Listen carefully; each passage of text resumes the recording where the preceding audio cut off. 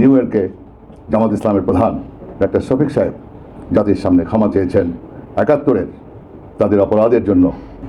এমন একটি দলের সাথে আমি সম্পৃক্ত হয়েছি, বাংলাদেশ জাতীয়তাবাদী দল, যেই দলটির জাতির সামনে এখন পর্যন্ত ক্ষমা চাইতে হয় নাই।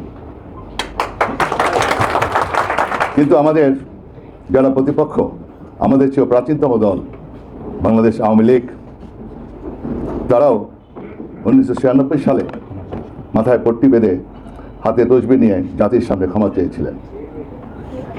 আজকে ফ্যাসিবাদ বিরোধী আন্দোলনের আমাদের এই রাজপথের সহযোদ্ধা শক্তি জামাত ইসলাম, তারাও কিছুদিন আগে নিউ ইয়র্কে জামাত ইসলামের প্রধান ডক্টর শফিক সাহেব জাতির সামনে ক্ষমা চেয়েছেন ৭১-এর তাদের অপরাধের জন্য।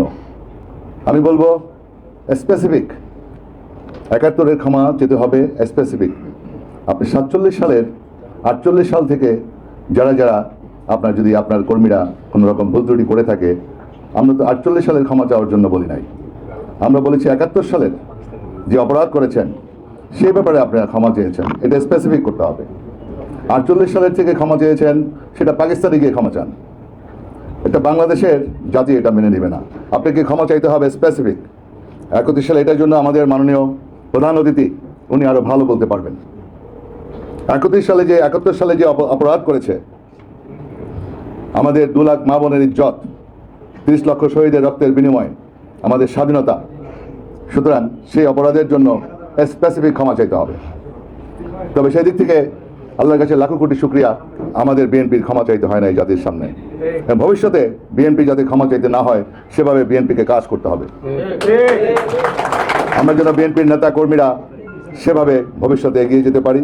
আর আমাদের পার্টির ভারপ্রাপ্ত চেয়ারম্যান জনাব তারেক রহমান, তিনি চান আমাদের সবাইকে নিয়ে রাষ্ট্রকে গঠন করতে।